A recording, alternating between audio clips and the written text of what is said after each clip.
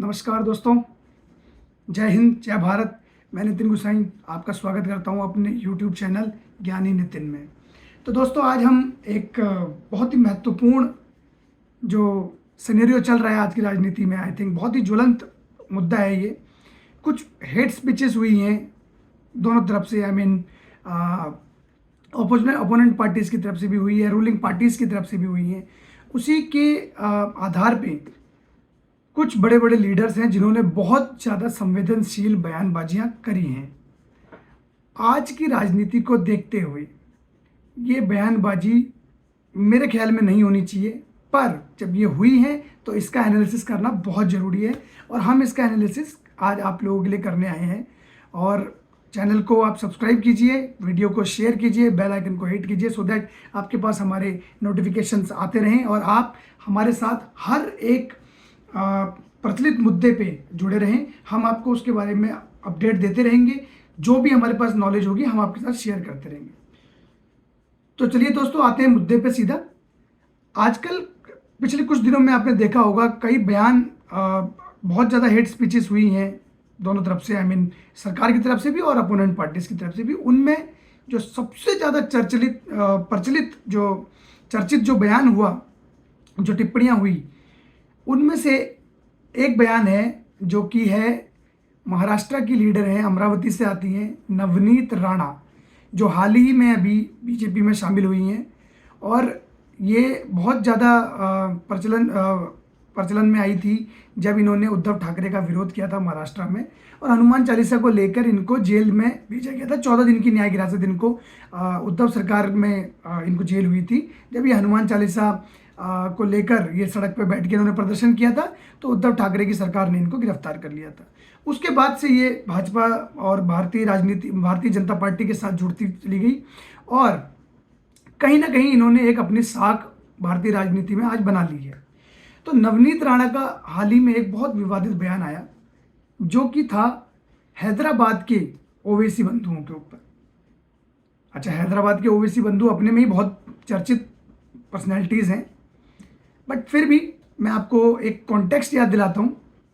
अकबरुद्दीन ओवैसी, इन्होंने 2014 के चुनाव में एक बयान दिया था जिसमें इन्होंने ये कहा था कि ए हिंदुस्तान,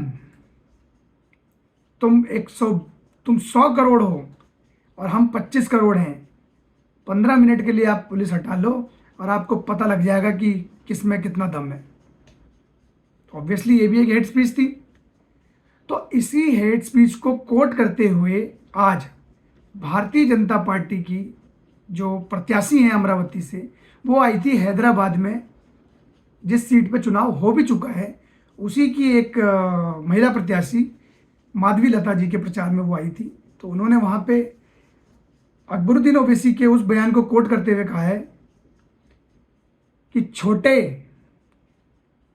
छोटा बोलता है कि 15 मिनट के लिए पुलिस हटा दो, तो छोटे तेरे को मैं ये बोलती हूँ कि तू 15 मिनट बोल रहा है, हमको 15 सेकंड लगेंगे कि छोटे को भी गायब हो जाएगा और बड़ा भी गायब हो जाएगा, पता भी नहीं चलेगा कौन कहाँ से आया था। ऑब्वियसली ये भी एक हेट स्पीच है। तो आज इन हेट स्पीच के चलते नुकसान किसका हो रहा है ये पब्लिक को समझना पड़ेगा। देखो, ऐसा नहीं है कि अगर नवनीत राणा की गलती है तो अकबरुद्दीन ओवैसी कोई संत थे, उन्होंने कोई बहुत बड़ा कार्य कर दिया था, संत थे, मौलाना थे, या उन्होंने जो बहुत अच्छा बयान दिया, नहीं। अकबरुद्दीन ओवैसी हमेशा इस तरह के ही बयानबाजियों के लिए जाने जाते हैं, क्योंकि हैदराबाद एक ऐसी सीट है जहां से आई थिंक उस सीट पे 54 या 55% मुस्लिम्स उस सीट पे हैं। तो उनको कंसोलिडेट करने के लिए इस तरीके के बयान दिए जाते हैं जिससे वो खुश हों, और इस देश का मुसलमान भी उनके बयानों से क्यों खुश हो जाता है समझ में नहीं आता। ठीक है, चलिए अलग बात है, आप हेट स्पीचेस करते हैं। बट उसके बाद उनके ही भाई असदुद्दीन ओवैसी, जो कि बैरिस्टर भी हैं, आई थिंक बहुत अच्छे वकील हैं, पर हालांकि उनका कोई हमने आज तक केस देखा नहीं किसके खिलाफ लड़ा है, बट वो तथाकथित वकील हैं और अच्छे व्यक्तित्व भी है उनका। ऐसा नहीं है कि वो हेट स्पीचेस ही देते हैं, कुछ अपने कॉन्स्टिट्यूंसी में जीत के आ रहे हैं, कॉन्स्टिट्यूंसी में जब जीत रहे हैं तो उनको कुछ ना कुछ उन्होंने अच्छे काम भी किए होंगे, इसलिए उनको लोग वोट भी कर रहे होंगे, मानते हैं हम इस बात को। लेकिन असदुद्दीन ओवैसी ने दो कदम और बढ़कर के अपने भाई के पक्ष में नवनीत राणा को जवाब देने के लिए आज ये माफ कीजिएगा, आज नहीं बट ये 2-3 दिन पहले उन्होंने भी एक चीज कही कि मैंने अपने छोटे भाई को बहुत रोक के रखा है और वो एक तोप है, जिस दिन उसे छोड़ दूंगा तो वो तुम्हारे को तुम्हारी औकात बता देगा। किसको औकात बता देगा भाई? आप ये हेट स्पीचेस दे के आप नेताओं को कुछ नहीं बिगड़ेगा, पब्लिक को आप भड़का रहे हो। क्या चाहते हो आप पब्लिक से? नहीं चाहते क्या हो पब्लिक से? ये दोनों तो सवाल है, आपसे भी है, नवनीत राणा जी से भी है। आप तो भैया सांसद बन के, मंत्री बन के बैठ जाओगे कहीं पे भी, पब्लिक क्या करेगी भाई बीच में? इसमें क्यों पब्लिक को बढ़वा रहे हो? अरे आपको जीतना है, अपने कामों पे जीतो ना। जब देखो हिंदू मुसलमान, हिंदू मुसलमान, हिंदू मुसलमान, क्या मिलेगा इससे आपको? देश की राजनीति में हिंदुओं को भी सुधरना होगा, मुसलमानों को भी सुधरना होगा। मुसलमानों को भी ये देखना होगा, ये मत देखो कि तुम्हारे धर्म का खड़ा है तो तुम उसे वोट कर रहे हो।